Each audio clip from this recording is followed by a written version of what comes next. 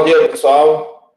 Vamos dar continuidade ao nosso curso de Química e Fertilidade do Solo, disciplina de pós-graduação do Programa de Pós-Graduação em Manejo de Solo e Água da UFES.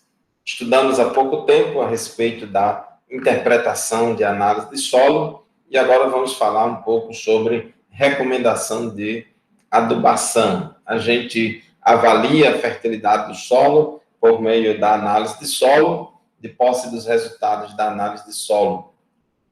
A gente vai interpretar os resultados de análise de solo e, nesse processo de interpretação, quando a gente detecta algum desvio da fertilidade do solo, nós, em seguida, vamos fazer a recomendação de adubação.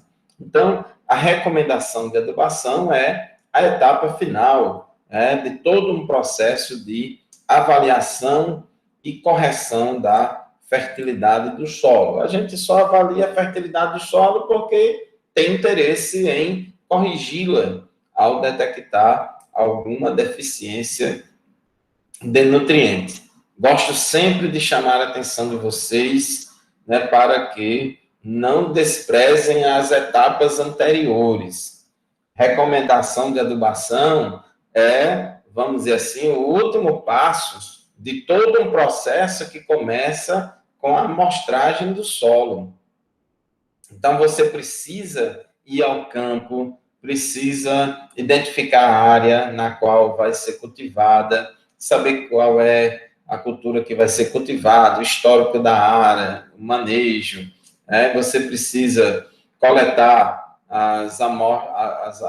fazer a amostragem do solo conforme as regras. De posse dessa amostra composta, representativa da área que você vai cultivar, você encaminha para um laboratório de qualidade para fazer análise química do solo. E se você não tem a análise granulométrica, não sabe o teor de argila do solo, então precisa também pedir a análise física do solo para saber o teor de argila, visto que a maioria dos laboratórios utiliza o extrator Melick 1, que é o nosso caso aqui do Nordeste. De posse dos resultados da análise química, nós vamos comparar os resultados obtidos na amostra com os valores de referência considerados padrão ou recomendados para a cultura, considerando aí toda a dificuldade que nós temos, porque não temos valores de referência únicos para todos os estados brasileiros, para todas as culturas. Então, isso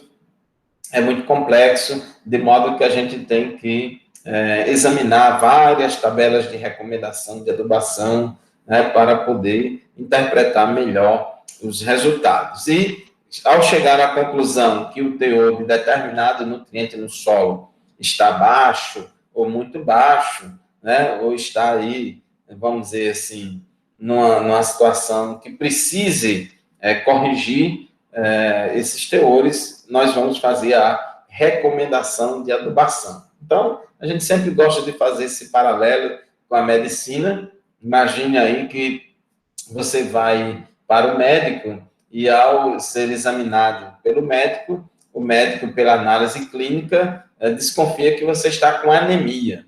E ele pede um exame de sangue e você vai fazer o exame de sangue e esse exame de sangue detecta que você realmente está com anemia.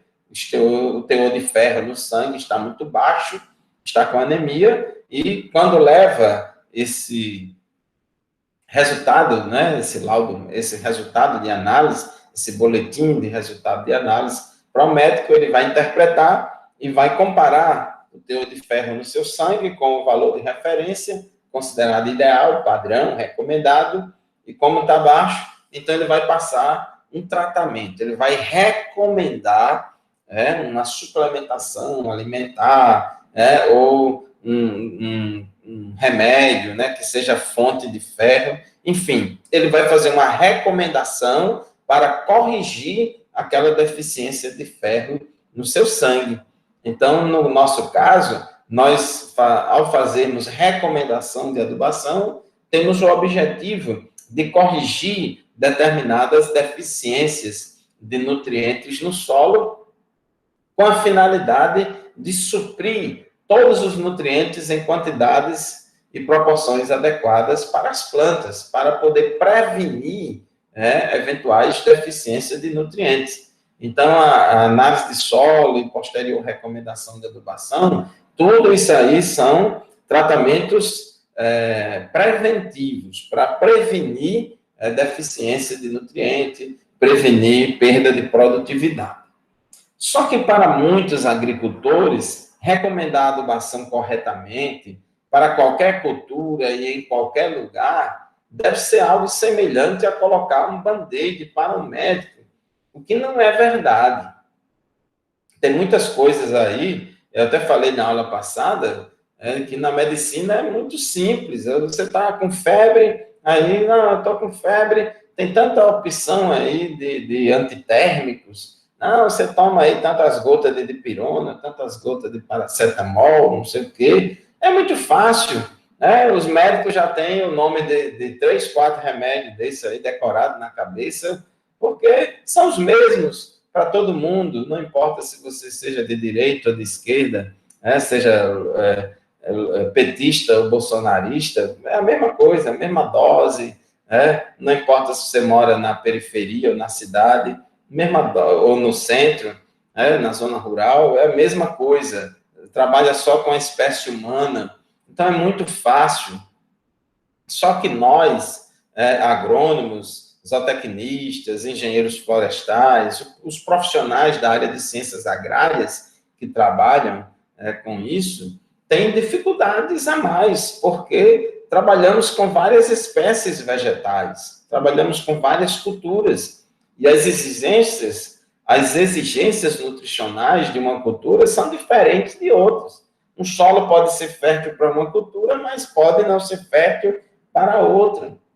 Então, ninguém tem decorado na cabeça aquela receita de bolo, aquela recomendação de adubação, e às vezes tem determinados agricultores que você visita ele, ou o cara lá manda um zap para você, fulano, eu vou plantar aqui girimum, e eu queria que você me dissesse aí quantos quilos de NPK eu tenho que aplicar. É simples assim, ele acha que é simples assim. E não é por aí. Não é por aí. Você tem que fazer toda uma avaliação da fertilidade do solo dele para poder fazer a recomendação de adubação. Então, você precisa trabalhar de uma forma mais exata possível, de uma forma mais correta possível. E sabendo que temos várias culturas diferentes. É impossível nós termos números decorados na cabeça de doses para ser aplicada para cada cultura, em qualquer lugar. Então, isso não é ciência exata, não.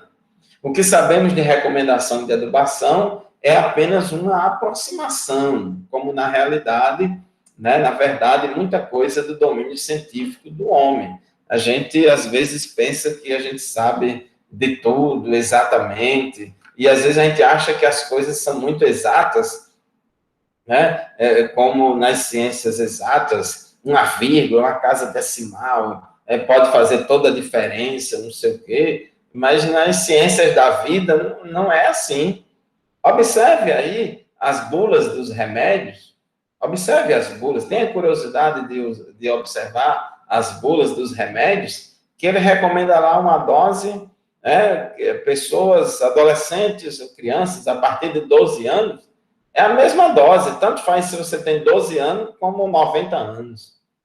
Tanto faz se a pessoa for uma pessoa bem magra, franzina, 40 quilos, como se for uma pessoa obesa de 100 quilos, 120 quilos.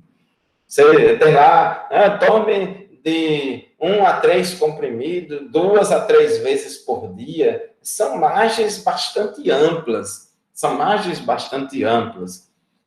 Tem cirurgias, por exemplo, que são muito exatas, bem uma coisa muito exata, muito milimétrica, mas tem outra cirurgia aí que tem nada disso. O médico lá passa lá, o bisturi e outros aparelhos aí para cortar, faz tudo, né? Puxa daqui, esfola da acolá e faz tudo. Então, às vezes, quem assiste aí no YouTube alguns vídeos, né, de cirurgia, a gente tem até pena. Uma vez eu assisti uma cesariana no YouTube, eu fiquei com muita pena da mulher, porque, olha, os médicos botam para torar mesmo lá, corta, puxa de um lado, puxa de outro, é um negócio sério. Então, não é fácil, não. É por isso que o pós-operatório é muito doloroso. Então, não tem essas exatidão toda, não. E você faz um procedimento lá, aí depois o médico passa não sei quantos comprimidos de antibiótico para prevenir a infecção, porque sabe que vai ter, não sei o quê. Então, não tem essas exatidões todas, não.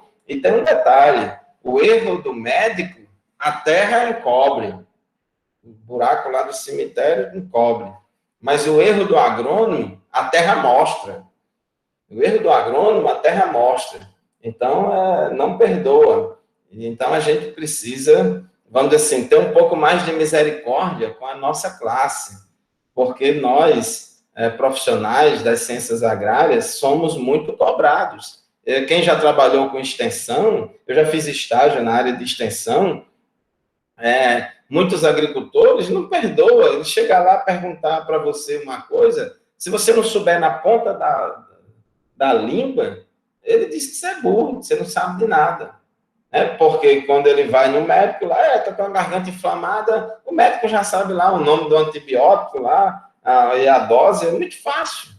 Agora, você é obrigado a saber recomendação de adubação para todas as culturas, em todo lugar, em todo sistema de manejo. Então, não é por aí. Então, recomendação de adubação, gente, não tem, assim, aquele número mágico. Não pense que, não, porque eu olhei aqui na tabela lá do Rio Grande do Sul e Santa Catarina, que é a melhor tabela do Brasil, e lá recomenda 62 quilos por hectare de potássio para aplicar aqui no melão. Ah, mas eu não tenho 62 quilos, eu só tenho 60 quilos. Ah, então o mundo vai se acabar porque ao invés de 62 você aplicou só 60, ou porque você aplicou 65. Não é assim. A gente trabalha com intervalos, com margens. A gente trabalha com intervalos de confiança e não com um número puro, limpo e seco. Nas ciências da vida, aí que as ciências agrárias, né, mexe com vida, planta, micro-organismo, fatores climáticos, tudo junto e misturado, influenciando-se mutuamente. Então, a gente trabalha com intervalos de confiança. A gente tem uma certa margem de erro para trabalhar ali. Agora, também não pode a gente cometer, gente, erros grosseiros. Às vezes, a gente começa a ter erros grosseiros que aí não tem jeito, perde o emprego. É demitido, porque tem tem erros que são imperdoáveis. Se você está jogando lá no campo de futebol, você sabe que tem que fazer gol lá na trave do adversário. Então, você pode até não acertar na travessão, mas tem que chutar lá para a banda da trave do adversário. Não vai chutar para trás. Você não vai chutar a bola para o seu gol para trás. Então, isso seria um chute absurdo. Você não vai ficar chutando para as laterais. Você vai chutar em direção à trave. Então, chuta aqui, chuta acolá. Então, os chutes têm que ser orientados.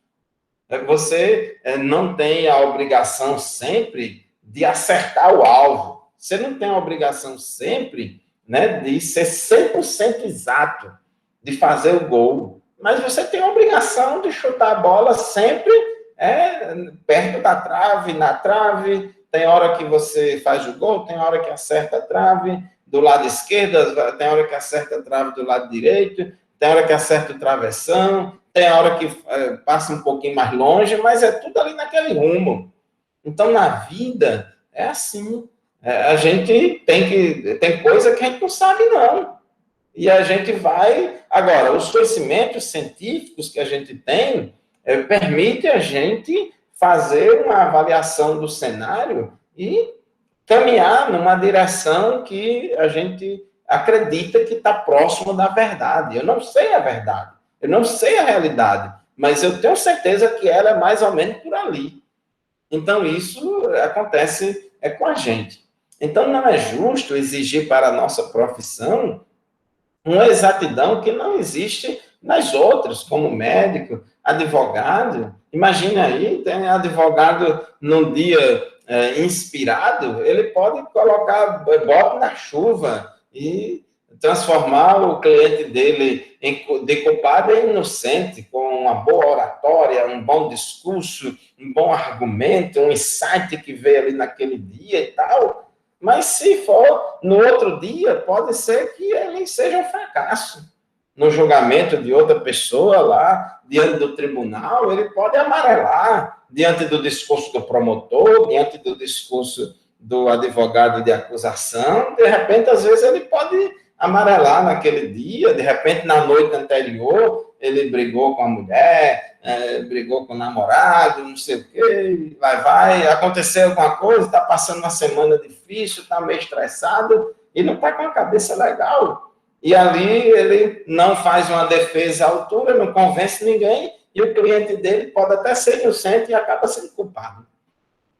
E ninguém vai culpar ele. Agora, coitado, do agrônomo, qualquer coisa, aí o cara é chamado de burro. Tem muitos agricultores, eu já tive essas experiências, já presenciei, gosta de testar, sabe?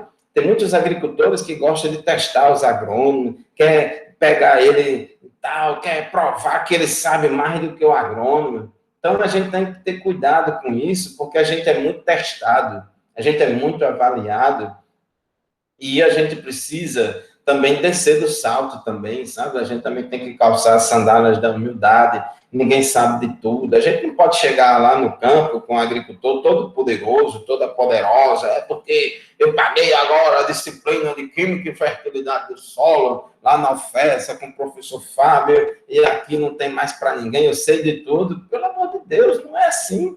Não existe isso. Eu não sei de tudo, não. Eu sei bem pouquinho. Tem muita coisa que eu não sei. Então, a gente tem que ver o agricultor como um parceiro. A gente vai conversar, vai aprender com ele, ele vai aprendendo com a gente, e juntos nós vamos construir as coisas. E, às vezes, na conversa com o agricultor, você está conversando com ele e você precisa saber o histórico da área, o que é que aconteceu, o que foi feito. E, muitas vezes, o agricultor esconde informação, ele esconde o leite, ele não diz tudo o que aconteceu.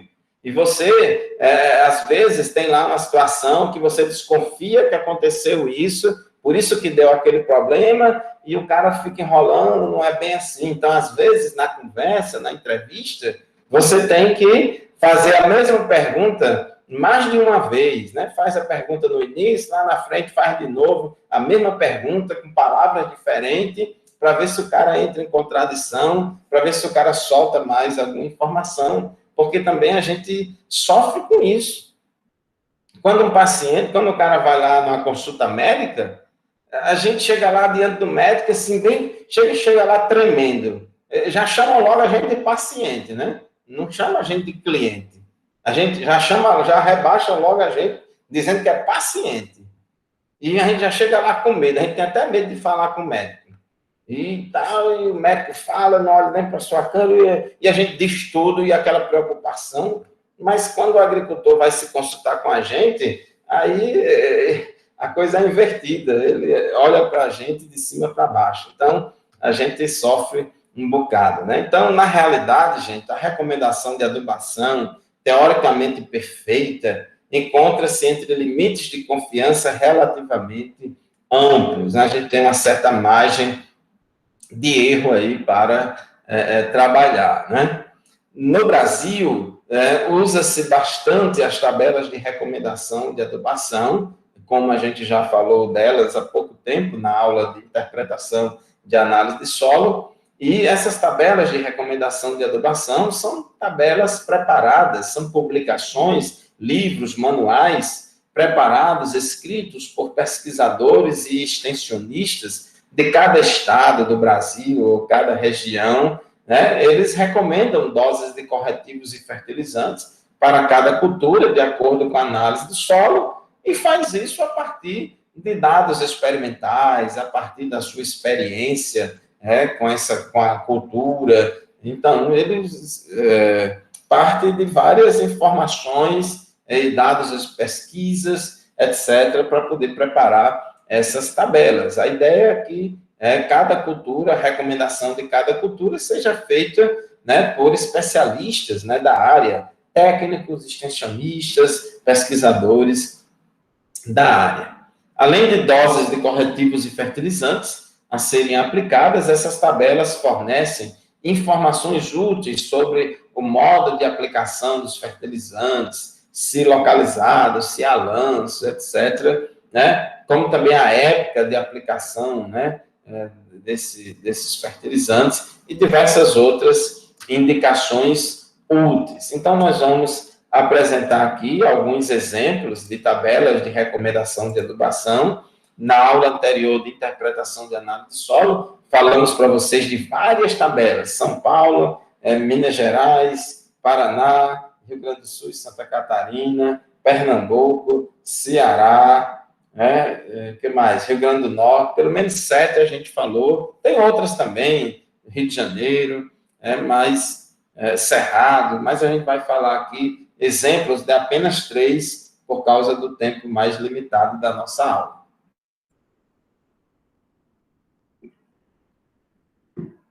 Vamos mostrar para vocês tabelas de recomendação de adubação para a cultura do milho. A tabela de Minas Gerais, de São Paulo e de Pernambuco, para vocês verem como elas trabalham, qual é a lógica de cada uma delas. Então, aqui nós temos a tabela de recomendação de adubação de Minas Gerais para a cultura do milho. Aqui são os autores desta recomendação, tem aqui as notas de rodapé que identificam, então são pesquisadores da Embrapa Milho e Sorgo, pesquisador da EPAMIG, que é a Empresa de Pesquisa Agropecuária de Minas Gerais, e também tem extensionistas da Emater. Então, quando foi preparada essa tabela, o pessoal julgou que essas pessoas eram especialistas na cultura do milho, que conhecia bem e eram autoridades no assunto. Então, aqui tem para a produção de milho em grãos, em relação à calagem. Então, ele recomenda você calcular a necessidade de calagem pelo método de Minas Gerais, que é o método do alumínio, do cálcio mais magnésio, levando em consideração o valor de Y, variável de acordo com a capacidade de tampão da acidez do solo, que a gente já viu aqui na disciplina, de acordo com o teor de argila, o P remanescente, considerando X igual a 2 e MT igual a 15%. E aí, com isso aí, você entra na fórmula e calcula a necessidade de calagem. Depois, calcula a quantidade de calcário. A gente já estudou isso aqui. Ou também você pode calcular a necessidade de calagem pelo método da saturação por bases, para levar a saturação por bases a 60%, o que ele espera que dê um pH em torno de 6. Aqui você já tem a primeira decisão a tomar, porque essa própria tabela de Minas, ela deixa você à vontade. Calcule a necessidade de calagem ou pelo método de Minas Gerais, ou pelo método da saturação por bases, que foi desenvolvido lá em São Paulo. Então, você vai ter que tomar uma decisão, ou por um ou por outro. Eu prefiro calcular pelos dois. Se os dois números não forem tão diferentes assim, eu faço a média aritmética e trabalho com a média. Se for muito diferente, as duas recomendações de calagem foram números muito diferentes, aí eu vou ter que avaliar outras situações. Se a minha cultura for muito exigente em cálcio e magnésio, se o meu solo tiver muito ácido, se o meu solo tiver uma capacidade de tampão elevada, teor elevado de H mais Al, de acidez potencial elevada, então eu prefiro colocar uma dose mais próxima da maior dose. Caso contrário, eu coloco uma dose mais próxima da menor. Então, são coisas, gente, que não dá para você botar em aplicativo, em software, não. Você tem que tomar decisão. Você tem que tomar decisão. Então, não pense que aplicativo de celular vai resolver todos os problemas da humanidade, que não vai não, viu? Outra coisa, ele recomenda observar a incorporação de calcário na camada de 0 a 20 centímetros de profundidade, Então, recomenda que incorpore de 0 a 20 centímetros. Claro, isso aqui é no sistema de cultivo convencional, porque se for um plantio direto, tem que aplicar na superfície do solo. Então, já muda a história, Relação cálcio-magnésio muito estreita, abaixo de 3:1, prejudica a cultura do milho. Então, tem que dar preferência a calcário dolomítico, que tem mais magnésio, né? Se você usar calcário calcítico, pode ter problema aí. E aqui é a tabelinha de adubação mineral, ele chama mineral, adubação de plantio, né? Eu vou aumentar aqui o tamanho dela. Opa! Aumentar o tamanho dela para facilitar a nossa visualização. Observe que essa tabela aqui recomenda doses apenas de nitrogênio, fósforo e potássio.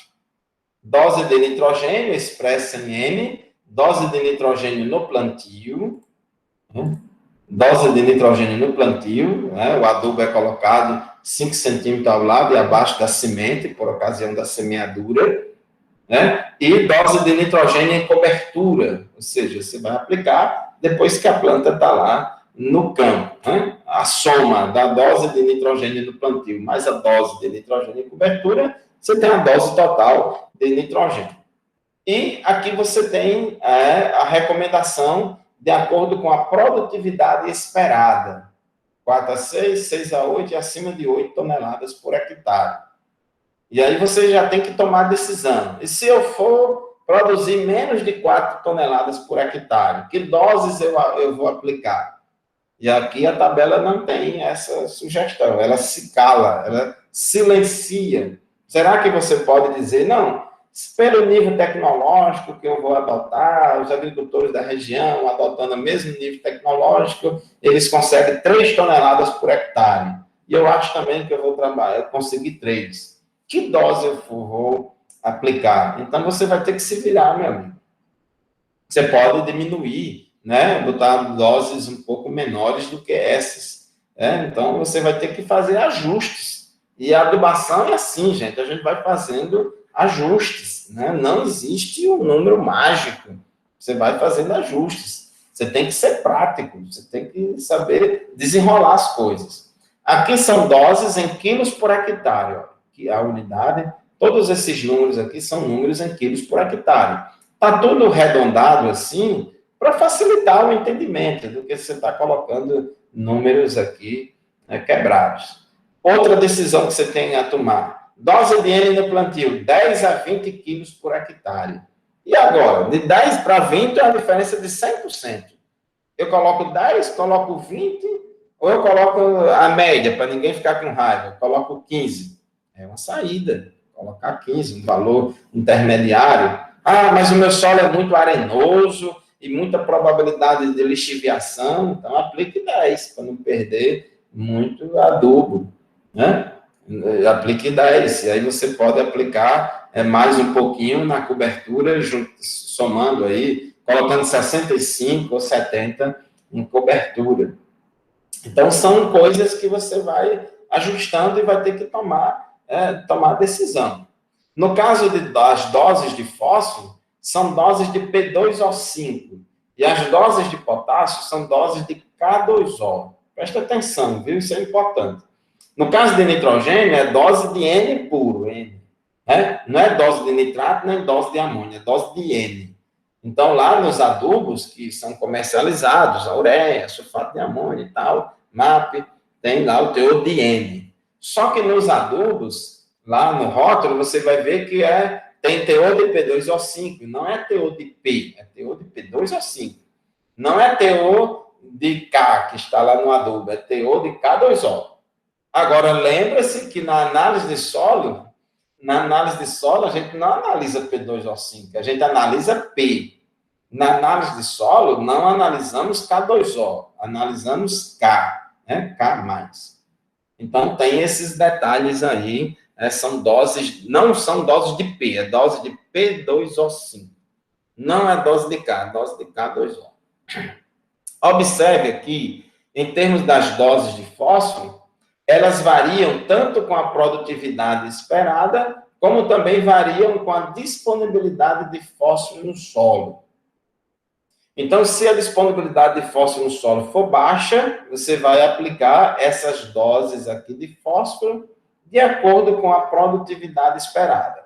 80, quilos por hectare de P2O5, se a sua produtividade esperada estiver entre 4 e 6. E por aí vai. Se a sua produtividade esperada for acima de 8 toneladas por hectare, você aplica 120 quilos por hectare de P2O5, né, se a sua disponibilidade de fósforo no solo for baixa. Se for média, você vai diminuindo. Observe que esses 3 números aqui, dessa coluna, são menores do que esses 3 dessa outra coluna.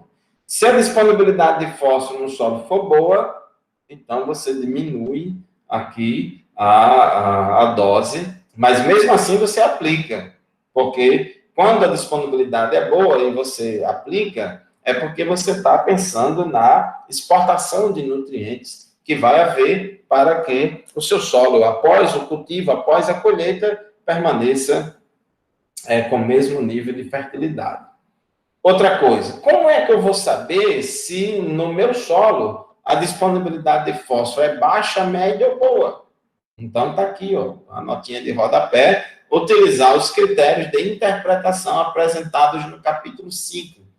Que critérios são esses? É aquela tabela de interpretação de análise de solo lá de Minas Gerais, que a gente viu há pouco tempo na aula anterior, né, que leva em conta o teor de argila. Só que lá na tabela, vocês viram que a tabela de Minas Gerais considera cinco classes de teores, né? Então, considera muito baixo, baixo, médio, bom e muito bom. Então, para classificar, na interpretação, considera cinco faixas de disponibilidade.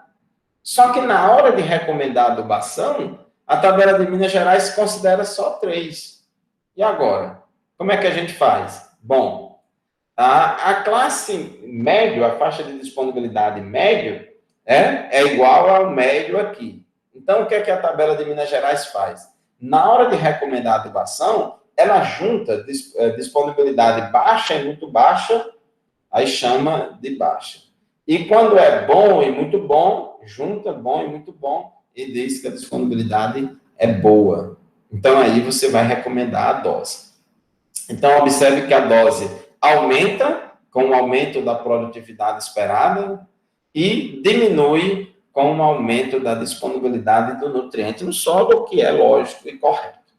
Certo? Quanto maior a produtividade esperada, maior deve ser a dose de todos os nutrientes, porque maior vai ser a exportação de nutrientes pela cultura, maior vai ser a exigência.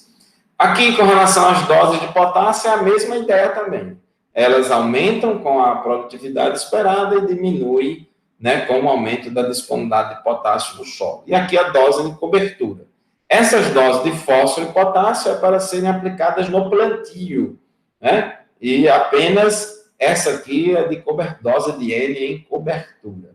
Mas fósforo e potássio aqui é no plantio. Então, essa é a tabela de recomendação de adubação NPK, nitrogênio, fósforo, potássio para o milho, pela tabela de Minas Gerais. Aí, na página seguinte, tem aqui várias informações úteis. Por exemplo, fazer a adubação nitrogenada em cobertura no solo ou via água de irrigação, quando as plantas apresentarem de 6 a 8 folhas bem desenvolvidas. Então, ele está recomendando aqui uma adubação de cobertura nesta época, quando as plantas estiverem de 6 a 8 folhas bem desenvolvidas. Então, observe que essa dose aqui de nitrogênio em cobertura, 60, 100 ou 140, ele recomenda aplicar de uma única vez, né, nessa época aqui de desenvolvimento da planta, de 6 a 8 folhas. E 6 a 8 folhas pode dar com tantos dias aqui no semiárido e com um período bem maior lá no sul do país, porque o ciclo das culturas varia de acordo com o clima. No clima mais frio, as culturas têm um ciclo mais longo. No clima mais quente, como aqui no semiárido, o ciclo é mais curto. Então, você não pode muito se basear com tantos dias após o plantio. É melhor se basear pelo estádio de desenvolvimento da planta. 6 a 8 folhas bem desenvolvidas, como está aqui. Para os plantios em sucessão e ou em rotação com soja, deduzir 20 kg por hectare de nitrogênio da recomendação de adubação e cobertura. Ou seja, se você, antes do milho, plantou soja, o que é que a soja faz? fixação biológica de nitrogênio, resíduos orgânicos, parte aérea e raiz de soja rica em nitrogênio. Esse material vai se decompor no solo e vai liberar nitrogênio para o milho que você vai plantar em seguida. Então, se você plantou soja antes do milho, dê um desconto aí na dose de nitrogênio em cobertura. Diminua 20 kg por hectare. Então, isso é interessante. É uma informação útil, importante. No plantio direto, recomenda-se aumentar a adubação nitrogenada de plantio para 30 kg por hectare de N. Então, aqui, ó, ele recomenda no plantio 10 a 20, independentemente da produtividade esperada. Não precisa aqui variar com a produtividade, porque isso aqui é só um cheirinho lá de nitrogênio para ter aquele arranque inicial. A planta nem está produzindo agora. Então, 10 a 20 quilos. Mas se for plantio direto, ele manda aumentar para 30 quilos por hectare. Por quê, gente? Porque ele está pensando aqui na questão da imobilização de nitrogênio que ocorre na palhada. No plantio direto, você tem toda uma palhada em cima, na superfície do solo, que vai se decompor, vai ter imobilização de nitrogênio. Então, principalmente nos 5 primeiros anos de adoção do plantio direto, você vai ter muita imobilização nos primeiros dias ali. Então, é bom que você tenha uma adubação de plantio um pouquinho com mais nitrogênio. Então, ele recomenda aqui 30 kg. Em solos arenosos, a adubação nitrogenada deve ser parcelada em 2 aplicações, com 6 e com 10 folhas. Observe que, num primeiro momento, ele recomenda a adubação nitrogenada em cobertura apenas uma vez, só em uma época, quando a planta tiver 6 a 8 folhas. Mas se o solo for arenoso, ele diz, divida em 2 parcelas essa adubação de cobertura. Por quê? Porque em solo arenoso, a probabilidade de perda por lixiviação é muito grande. É muito grande. Então, você precisa aplicar em 2 épocas, né? Aí ele diz qual é a época mais adequada. 50% da dose de cobertura aplica quando a planta tiver 6 folhas e a outra metade com 10 folhas. Então, isso também é uma orientação útil. Agora, você, como produtor, também tem que avaliar essa questão da mão de obra, de disponibilidade de mão de obra, o gasto com mão de obra, porque tudo isso tem que entrar na conta, né? Na conta das coisas. Nem tudo que é viável agronomicamente, ou nem tudo que seja o ideal do ponto de vista agronômico, significa que vai ser viável economicamente ou operacionalmente. Então, você tem que ser prático. Na vida, a gente sempre lida entre o ideal e o possível, entre o ideal e o real. Então, a gente nunca está no paraíso, mas também não está no inferno. Então, a gente tem que saber lidar em cada situação. Quando o fertilizante nitrogenado for a ureia, esta deve ser incorporada a uma profundidade de cerca de 5 centímetros do solo ou aplicada via água de irrigação. Isso aqui é para evitar a perda de nitrogênio por volatilização de amônia. Mais uma vez, você tem que avaliar se isso dá certo ou não você executar na prática. Por quê? Aplicar a adubação nitrogenada em cobertura, enterrando, a adubação de plantio já vai enterrada junto com a semente, tudo bem. Mas a adubação de cobertura, para enterrar aí 5 centímetros, não é fácil, porque isso gasta muita mão de obra e tempo. E nem sempre o agricultor tem isso disponível, né? E muitas vezes o pessoal aplica mesmo em cima na superfície do terreno. Então, tudo é questão de custo-benefício, o contexto do momento, são muitas coisas, são muitas variáveis, certo? Então, por isso que o nome, eu sei que quem lida com isso não é só engenheiro agrônomo, vários profissionais das ciências agrárias lidam com recomendação de adubação, mas eu quero puxar a brasa aqui, para a sardinha da agronomia, que eu sou agrônomo, mas o nome do profissional que estuda agronomia, que se forma em agronomia, é chamado de engenheiro agrônomo.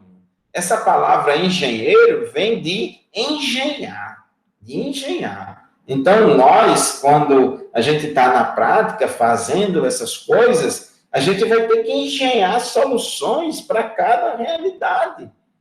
Nem tudo que dá certo, que é viável numa propriedade, vai dar certo na propriedade do vizinho, porque às vezes a realidade é diferente. Então você tem que engenhar soluções. O bom profissional não é aquele que tem um bocado de coisa decorada na cabeça, não. Né? Um bocado de número decorado na cabeça. O bom profissional é aquele que sabe fazer uma leitura correta da realidade, faz avalia o cenário de forma exata e vai estudar as soluções, né? Vai propor, engenhar uma solução para aquilo e resolve. Então, isso é que é importante. Quando o solo for arenoso, ou a recomendação de adubação potássica ultrapassar 80 quilos por hectare de K2O, deve-se aplicar metade da dose de potássio no plantio e metade junto com a cobertura nitrogenada. Isso tá, para evitar tanto a perda de potássio por lixiviação, como também evitar dano osmótico às plantinhas pequenininhas, porque o cloreto de potássio, que é o adubo potássico mais usado na agricultura, é um adubo que tem alto índice salino, então pode causar dano osmótico às plantas. Então, se a dose de potássio é elevada, então é bom botar metade no plantio junto com o fósforo e a outra metade aplica misturada com o nitrogênio na cobertura. Outra informação importante, nos solos deficientes em zinco, aplicar de 1 a 2 quilos por hectare de zinco. Por que isso, gente? Porque o milho é uma cultura exigente em zinco, como também outras gramíneas são exigentes em zinco. O zinco é muito importante aí para as gramíneas. É claro que é importante para todas as culturas, porque ele é um elemento essencial, mas o milho é bem exigente em zinco.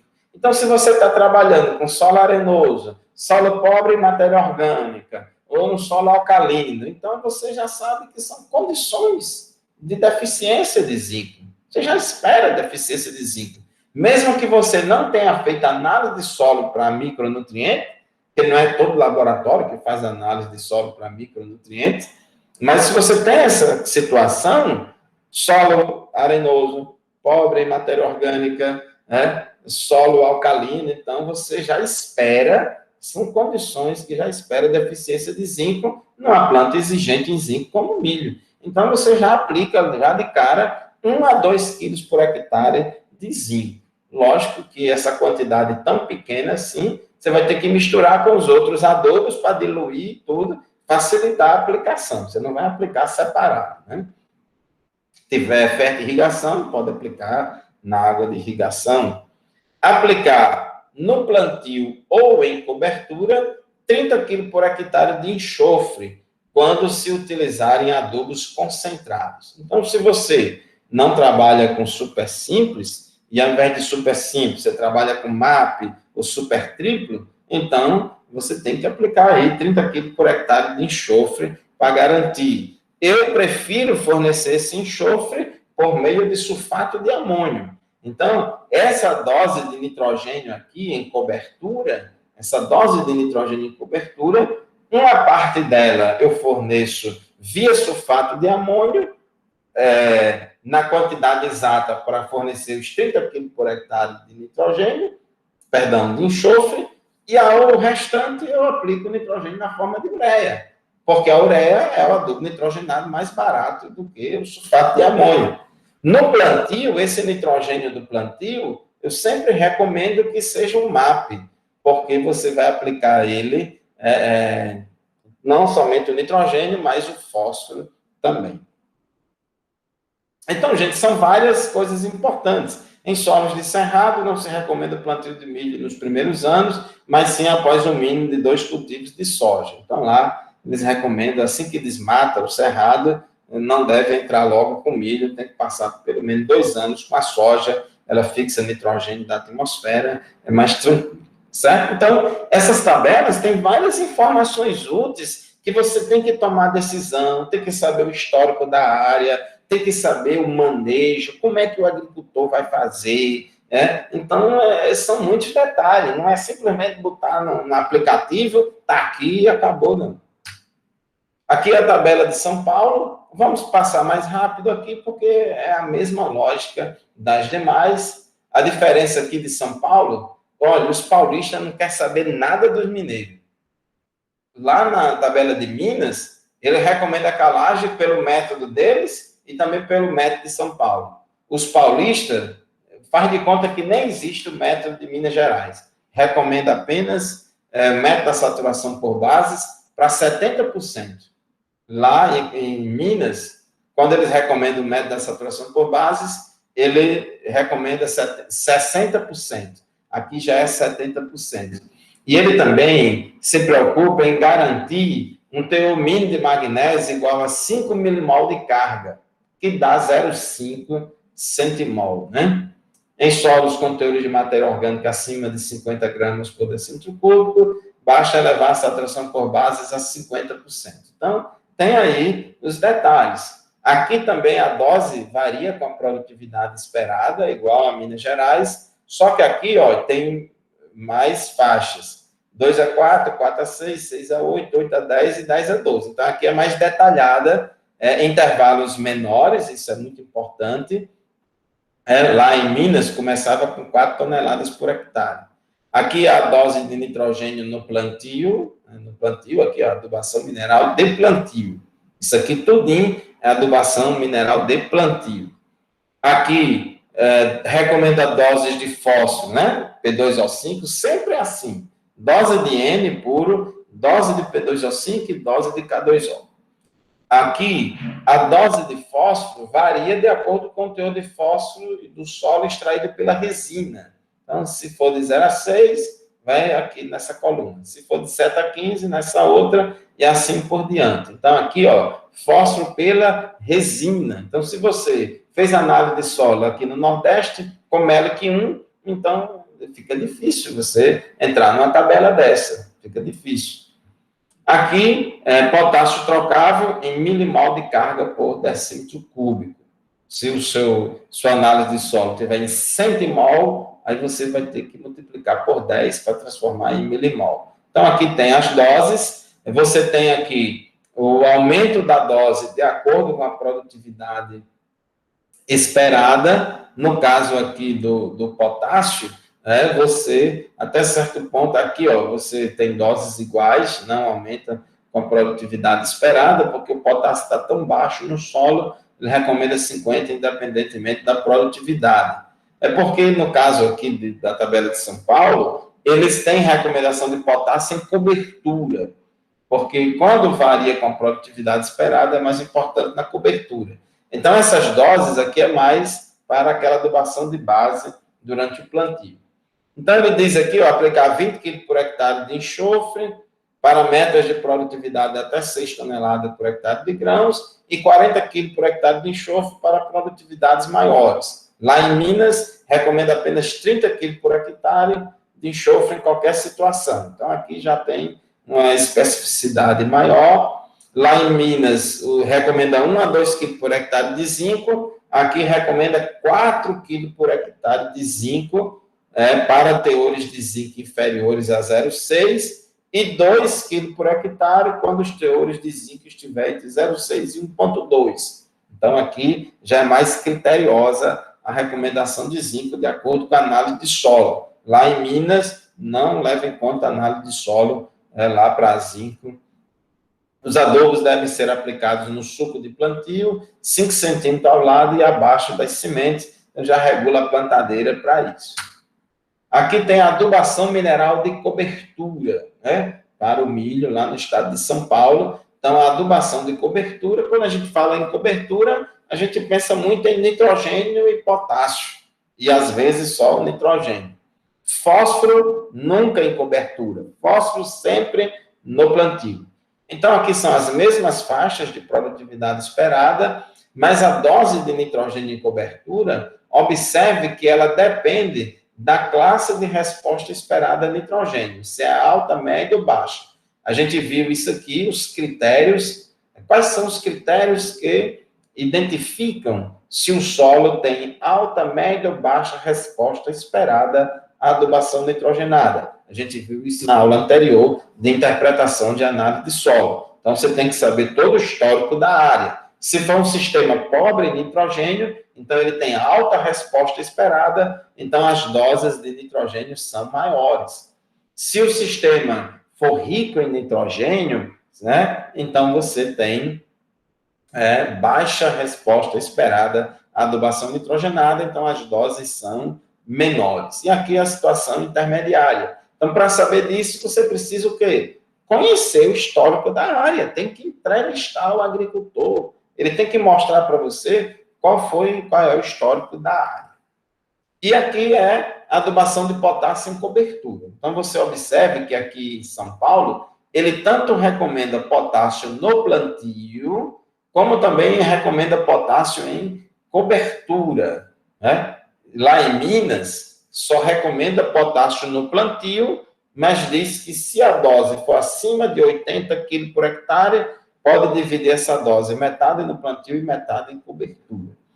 Então, você tem esses detalhes. Quando o teor de potássio no solo é alto, aí você tende a não recomendar mais nada em cobertura, vai só o potássio que foi lá no plantio. Então, aqui tem várias informações úteis também nessas tabelas que você pode levar em consideração. Aqui são aqueles critérios para classificar o solo em alta, média e baixa resposta esperada. Aqui tem recomendação de época de aplicação do nitrogênio em cobertura, quando as plantas tiverem de 6 a 8 folhas, né? E tal. Então, tem várias indicações úteis aqui para que você leve em conta para orientar a recomendação de adubação. Então, essas tabelas, elas são uma mão na roda para o técnico que vai produzir, que vai dar assistência técnica naquela cultura. Essas tabelas, você pode recorrer a essas tabelas, mas também tem livros específicos da cultura. Vamos supor que você é um produtor de pimentão. Então, às vezes, essas tabelas todas têm recomendação de adubação para pimentão, mas também tem aí no mercado editorial livros específicos só sobre pimentão. Então, você também deve consultar essas recomendações de adubação para a cultura do pimentão, que tem lá naquele livro específico de pimentão. Mesma coisa para as demais culturas. Então, é bom, você está trabalhando com cultura X, é bom que você consulte o máximo possível de tabelas e de literaturas para aquela cultura, para você ter ideia da magnitude das doses que estão usando, que estão recomendando, para você também construir a sua recomendação. Aqui é a tabela de Pernambuco, que é a mais simples de todas. O cálculo da calagem é por essa fórmula abreviada ou simplificada de Minas Gerais, 2 vezes o teor de alumínio, mais 3 menos cálcio, mais magnésio. Então, isso aí, a adubação de NPK, nitrogênio, fósforo, potássio, né? Uma parte no plantio e outra parte em cobertura. Observe que a adubação de cobertura, ele só recomenda aqui para nitrogênio, né? Nitrogênio, aqui tudo é em quilos por hectare, né? Quilos por hectare, e em cobertura só nitrogênio. Então, ele diz aqui, nitrogênio, aplique 30 kg por hectare no plantio e 60 kg por hectare em cobertura, independentemente da situação. Já o fósforo e o potássio, nada em cobertura, tudo no plantio. Aí, no caso aqui do fósforo, observe que essa tabela de Pernambuco, como eu disse a vocês, ela não classifica em baixo, médio, alto, muito alto, ela não está preocupada com isso. Na hora de recomendar a adubação, aí ela leva em conta diferentes teores de fósforo no solo. No caso aqui, teor de fósforo dado em miligramas por decímetro cúbico. Aqui é o extrator MELIC 1, Pernambuco utiliza o MELIC 1. Então, assim, se for menor que 6, aplica 80. Se o teor de fósforo estiver entre 6 e 10, recomenda 60 e assim por diante. Então, a dose de fósforo recomendada diminui com o aumento do teor de fósforo no solo. Agora, isso aqui é um erro, porque não considera a capacidade tampão de fosfato do solo. Porque 20 ppm de fósforo em um solo muito argiloso é muito fósforo. Mas 20 ppm de fósforo em um solo arenoso não é nada. Então, tem esse defeito grave aqui, a tabela de Pernambuco, porque não considera a capacidade tampão de fosfato. No caso do potássio, também, de acordo com a faixa de teor de potássio no solo, aí recomenda as doses aqui de K2O, potássio dado em centimol de carga por decímetro cúbico. Aqui também tem algumas recomendações úteis, algumas informações, muito pouca, por sinal, e aqui tem os pesquisadores, as pessoas responsáveis por elaborar essa recomendação. Então, aqui são apenas 3 exemplos, você pode ver vários exemplos. Eu sempre recomendo, observe todas as tabelas, examine tudo e retenha o que é bom e tome a sua decisão. Tome decisão com bom senso, não vá fechar só com uma. Professor, a tabela de Pernambuco é melhor porque é vizinha nossa aqui? Não necessariamente.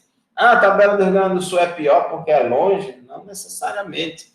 Então, tem cultura que a recomendação de adubação é muito boa lá no estado de Minas Gerais, mas é muito ruim a recomendação de outro estado, porque cada estado tem a qualidade de uma tabela, depende do volume de pesquisas e de informações que tem sobre aquela tabela.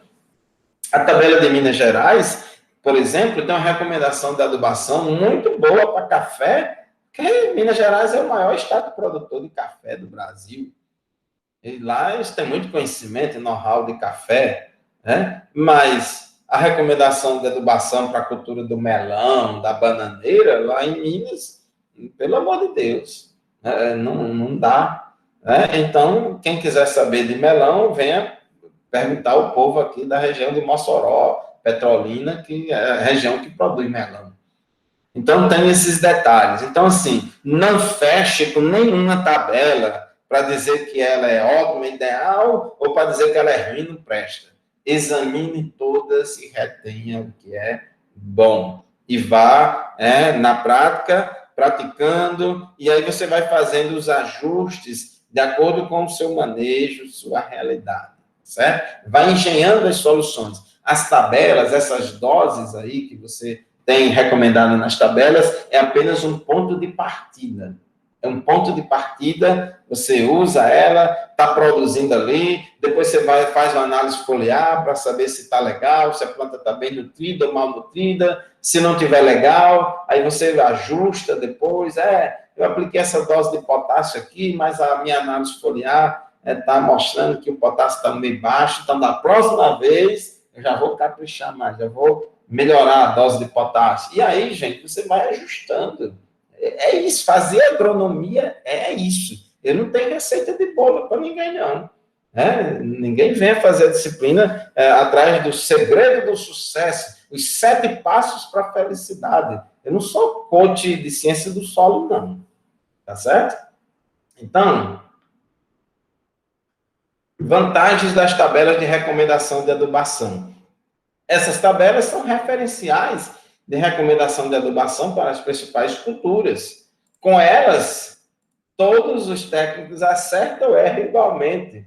E vai depender aí da capacidade que o técnico tem de engenhar a melhor solução. É aquilo. Às vezes você vai chutar mais ou menos. Gente, mas até para chutar você tem que ter critério. Não pode, assim, chutar de qualquer jeito, não. Determinado chute é demonstração de burrice. Então, tem que ter cuidado, As tabelas de recomendação de adubação são acessíveis. Você compra aí na internet esses livros, tem para vender, algumas tem até para baixar em PDF, e são de fácil utilização. A gente viu que não é difícil, é simples, não precisa nem ter curso superior para usar isso, não.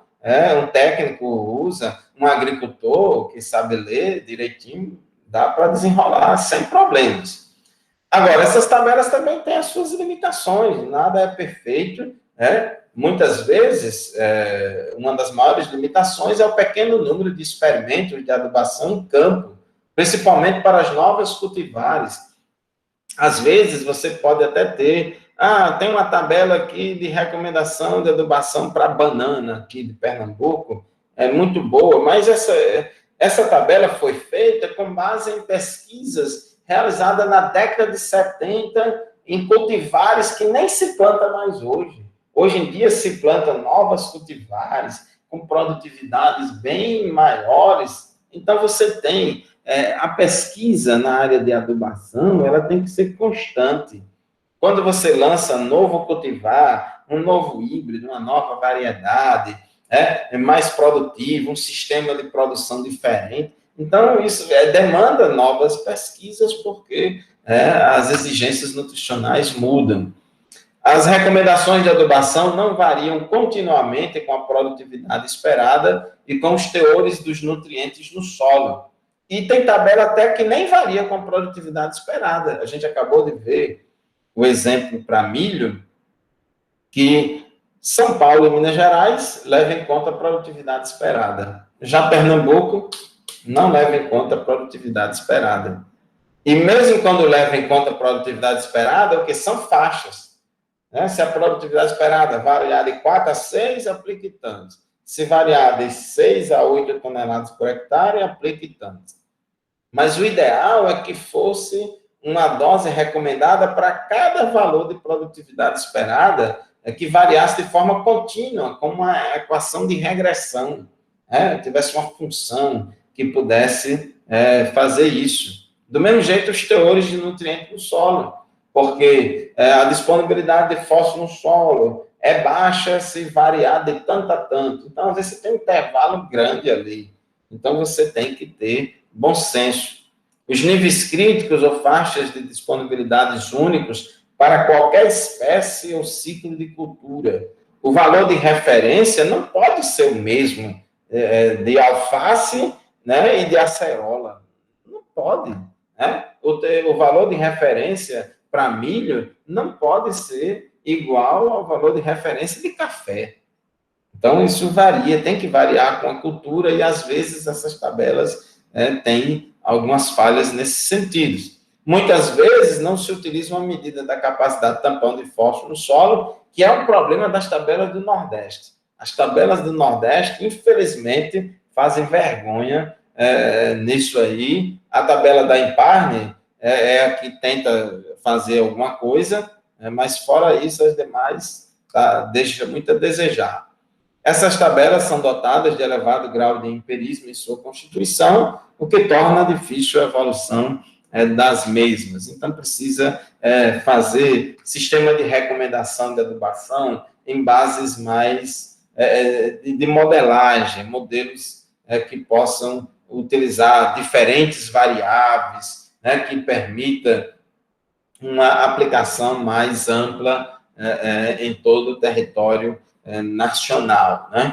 Segundo o Bernardo Van Rage, já há muitos anos, dizia no livro dele, Fertilidade do Solo e Adubação, que foi publicado em 91, ele dizia que as atuais tabelas de recomendação de adubação, isso é atual em 1991, ele disse isso, deverão ser substituídas por sistemas ou software que estimem as doses recomendadas de nutriente de acordo com vários fatores, como a produtividade esperada e uma maior quantidade de características do solo. Só que isso também é difícil. Você pode, no software, até considerar a produtividade esperada, teor do nutriente no solo, mas tem várias outras coisas que não dá. É difícil você colocar isso num software. Então, na verdade, você sempre vai estar engenhando as melhores soluções. Então, essas tabelas são ponto de partida. É um ponto de partida para você não sair do zero. E aí você vai construir a sua própria recomendação de adubação lá para a sua fazenda, para a sua cultura. Lá no nosso livro-texto, o livro-texto da disciplina, que é o capítulo lá do professor Novaes, ele apresenta aí um método simples e rápido para a recomendação de adubação, que pode ser impresso em um pequeno cartão do tamanho de uma carteira de identidade para você emplastificar e colocar no bolso. Ele apresentou esse cartãozinho lá na Fertibuild de 2002, que é esse aqui. Então, ele tenta aqui interpretar a análise de solo para todas as culturas, colocando aqui apenas 3 faixas de disponibilidade. A ideia é que você imprima isso aqui, dobra assim, e plastifica e bota no bolso, porque aquele agricultor mais exigente, que quiser uma resposta sua lá no campo, na hora, na bucha, aí você, né, mostra lá, tira do bolso, tem a carta na manga, né, a carta no bolso, e dá a resposta lá na hora, né, então ele recomenda isso aqui, inclusive tem para interpretação de fósforo pelo MELIC, de acordo com o teor de argila, só usa 3 classes de disponibilidade, também tem para resina, que não depende do teor de argila, tem aqui para potássio, é bem simples, é muito simplificado, o método de Minas Gerais mais simplificado, muito parecido com o de Pernambuco, né? E tem mais uns critérios aqui para aumentar ou diminuir a dose de calcário, e para culturas anuais e para hortaliça tem aqui essas doses. É claro, gente, toda simplificação você cai em problemas de reducionismo. Toda simplificação, às vezes você acerta para muitas culturas, mas também erra para muitas outras. Então, aqui, recomenda 50 quilos por hectare de nitrogênio para qualquer cultura anual, né? Doses de P2O5 e de K2O, de 90, 60 e 30. Então, é muito geral para qualquer cultura anual, né? Então, é meio complicado, né? Para hortaliças, ele recomenda 3 vezes mais. Esse número de 90 multiplica por 3, teria o quê? 270. Então, é um negócio assim que comete-se muito erro. Eu não gosto de coisas mágicas, simplistas, porque não é assim, não é dessa forma. Só para fechar aqui um testemunho, aqui é também um cartãozinho que ele fez, né? Está lá no livro texto de vocês, para culturas perenes, né? Por produção de mudas, frutíferas, na silvicultura, né? Para plantas florestais e assim por diante, né? Só para vocês terem uma ideia, a recomendação de adubação para a cultura do tomate, lá em Minas Gerais, para solo muito argiloso e baixo teor de fósforo, chega a recomendar, acho que é 1.000 ou 1.200 quilos por hectare de P2O5. É um negócio assim muito grande, é muito adubo. 1.000 quilos por hectare de P2O5. Se você for multiplicar por 2, vai ser 2.000 quilos por hectare de super triplo, ou 2 toneladas de MAP por hectare. É muito dinheiro, meu amigo, é muito adubo. Só que para produzir, por exemplo, aqui no cambissolo, aqui derivado de calcário, aqui da nossa região, mesmo sendo pobre em fósforo, a gente produz isso aí com 200 quilos por hectare, tranquilo, né? Como a gente já fez experimento, já acompanhou o produtor, produzindo 100 toneladas por hectare de tomate, aplicando apenas 200. Então, a gente não pode achar que essas tabelas de recomendação de adubação é uma espécie de escritura sagrada, de Bíblia, que a gente vai ter que cumprir ipsilíteres o que está ali. Não é assim. As tabelas de recomendação de adubação são pontos de partida para a gente construir a nossa própria recomendação de adubação. Ok, gente?